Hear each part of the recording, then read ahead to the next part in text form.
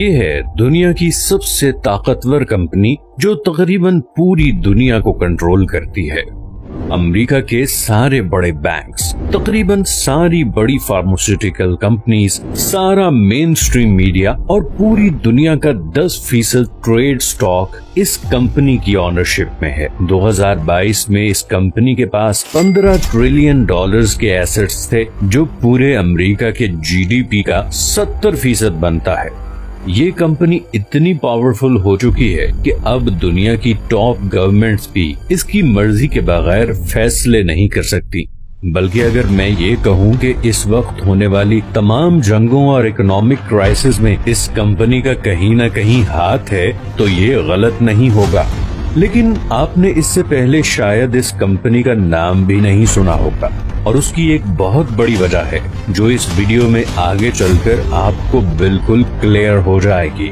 और ये भी कि कैसे एक कंपनी अब पूरी दुनिया को अपने कंट्रोल में लेने जा रही है, जिसके कॉन्सिक्वेंसेस शायद इतने खतरनाक होंगे कि आप सोच भी नहीं सकते। लैरी फिंक इस कंपनी का सीईओ शायद इस वक्त दुनिया का सबसे पावरफुल इंसान है। लेकिन लैरी आखिर है कौन और कैसे ये इतना पावरफुल बना कि आज दुनिया में होने वाले हर वाक़े में डायरेक्टली या इनडायरेक्टली ये और इसकी कंपनी इन्वॉल्व होते हैं। लैरी 1952 में लॉस एंजलिस की एक अमीर फैमिली में पैदा हुआ।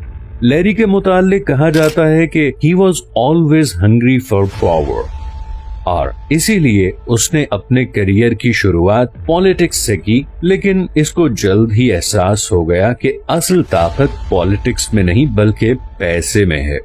इसीलिए लैरी ने पॉलिटिक्स छोड़कर 1976 में न्यूयॉर्क में फर्स्ट बॉस्टन नामी एक इन्वेस्टमेंट फर्म में एज अ सिक्योरिटी ट्रेडर अपने करियर की शुरुआत की। चंद ही सालों में लैरी इस कंपनी का हाईएस्ट अर्निंग एम्प्लॉय बन चुका था।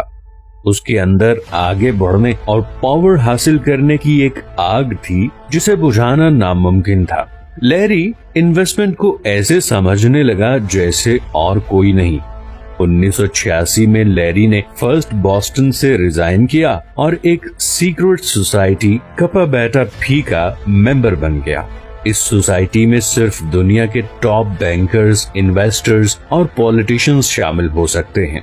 लैरी इसका मेंबर कैसे बना ये हम नहीं जानते, मगर तकरीबन 2 साल के बाद 1988 में लैरी ने उस कंपनी की बुनियाद रख दी जो अगले 35 साल के दौरान पूरी दुनिया की सबसे बड़ी और ताकतवर कंपनी बनने जा रही थी। शुरू के सिर्फ 5 सालों में ही ब्लैक रॉक की वैल्यू $5 मिलियन से $8 बिलियन हो गई। लेकिन ये सब तो एक शुरुआत थी। एक ऐसा बॉम्ब फटने जा रहा था जो ब्लैक रॉक को इतना अमीर बनाने वाला था जितना किसी ने सोचा भी न था। 2008 में एक फाइनेंशियल क्राइसिस आया जिसने पूरी दुनिया को हिला के रख दिया। सारी स्टॉक मार्केट्स क्रैश हो गईं, बैंक्स डिफॉल्ट कर गए और लाखों लोग बेरोजगार हो गए। लेकिन लैरी इस क्राइसिस के लिए पहले ही तैयार था।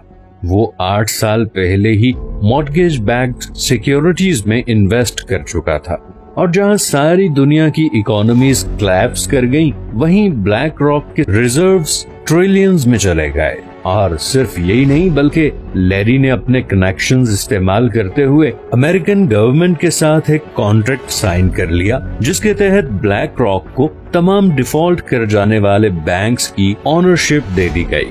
और यहाँ से दरवाजा खुल गया जो लैरी का पूरी दुनिया पे हुकूमत करने का ख्वाब पूरा करने वाला था। अगले 10 सालों में ब्लैक रॉक अमेरिका की सबसे बड़ी एसेट मैनेजमेंट कंपनी बन चुकी थी, और आज की तारीख में दुनिया की तमाम बड़ी इंडस्ट्रीज में ब्लैक रॉक के शेयर्स हैं, चाहे वो मीडिया, बैंक्स, ऑयल या फिर हथियार बनाने वाली कंपनीज हों। इसके अलावा सारी बड़ी टेक सोशल मीडिया कंपनीज जैसे कि गूगल, फेसबुक, ट्विटर और अमेज़न वगैरह में भी सबसे बड़ी इन्वेस्टर ब्लैक रॉक ही है। और आसान जबान में इसका मतलब ये है कि ये तमाम कंपनीज कोई भी डिसीजन ब्लैक रॉक की मर्जी के बगैर नहीं ले सकती। दूसरी तरफ ब्लैक रॉक ने एक ऐसा प्रोग्राम तैयार किया है जो उन तमाम इन्वेस्टमेंट्स को एनालाइज करता है जो फ्यूचर में उसे प्रॉफिट दे सकती हैं। इस प्रोग्राम का नाम है अलादीन। अलादीन इस वक्त दुनिया में $20 ट्रिलियन के एसेट्स मैनेज कर रहा है। $20 ट्रिलियन, ये पूरे अमेरिका का जीडीपी बनता है। यहाँ ये भी सवाल पैदा होता है कि प्रोग्राम इतना सही से फ्यूचर कैसे प्रेडिक्ट कर लेता है। इसका जवाब ये है कि अलादीन के पास उन तमाम लोगों का पर्सनल डाटा है जो उन बैंक्स, मीडिया, फार्मा और ऑयल कंपनी से जुड़े हुए हैं। ये इतना ज्यादा डाटा है कि फ्यूचर में इकोनॉमी में क्या होने वाला है, इस सॉफ्टवेयर के लिए वो प्रेडिक्ट करना कुछ ज्यादा मुश्किल नहीं रह जाता। बल्कि कुछ एक्सपर्ट्स तो ये भी कहते हैं कि इन क्राइसिस को क्रिएट करने में ब्लैक रॉक का बहुत बड़ा हाथ होता है, क्योंकि वो अपने एनालिसिस से ये ऑलरेडी जान चुकी होती है कि किसी भी क्राइसिस से उनको इतना प्रॉफिट होगा। अब अगर आप ये सोच रहे हैं कि ब्लैक रॉक के बारे में आप या दूसरे लोग इतना क्यों नहीं जानते, तो इसकी वजह यह है कि ब्लैक रॉक चाहती ही नहीं कि कोई उसके बारे में कुछ भी जाने। हालांकि दुनिया का तकरीबन 90% main stream media black rock control करती है और किसी न्यूज, मैगजीन या पब्लिकेशन में फीचर होना उसके लिए क्या मुश्किल है। इस गुमनामी की एक वजह यह है कि ब्लैक रॉक के मकसद की राह में एक ही चीज रुकावट बन सकती है और वो है स्कैंडल्स। जब कोई ब्लैक रॉक के बारे में जानेगा ही नहीं तो स्कैंडल किस चीज का। अगस्त 2020 में ब्लैक रॉक दुनिया की वो वाहिद फॉरेन कंपनी बन गई जिसको चाइना के म्यूचुअल फंड्स में इन्वेस्ट करने की इजाजत मिल गई।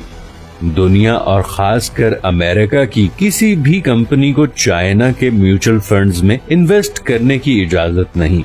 जानते हैं ब्लैक रॉक ने सबसे पहले कौन सी चाइनीज कंपनी में इन्वेस्ट किया? हाइक्विजन में। हाइक्विजन एक सिक्योरिटी सर्वेलेंस कंपनी है जिसके पास वो शैडो सॉफ्टवेयर है जिसके जरिए किसी की भी तस्वीर या वीडियो बना के वो उस इंसान की पूरी हिस्ट्री और डाटा निकाल सकते हैं। और ये सॉफ्टवेयर फिलहाल सिर्फ चाइना की गवर्नमेंट के पास है। ब्लैक रॉक जितनी तेजी से दुनिया की कंपनीज को टेक ओवर करती जा रही है, आने वाले दिनों में इसका इन्फ्लुएंस मजीद बढ़ता चला जाएगा। और इसका मतलब सिर्फ एक है कि हम एक ऐसे फ्यूचर की तरफ बढ़ रहे हैं जिसमें कंट्रीज से ज्यादा कंपनीज पावरफुल होंगी। हमारी पॉलिटिक्स, सोसाइटी और कल्चर वोट्स नहीं बल्कि इन्वेस्टमेंट बोर्ड्स कंट्रोल करेंगे और ये सब सिर्फ एक कंपनी और एक इंसान के कंट्रोल में होंगे। सिर्फ एक कंपनी और इंसान के पास इतनी पावर और कंट्रोल कितना खतरनाक साबित होगा ये तो वक्त ही बताएगा।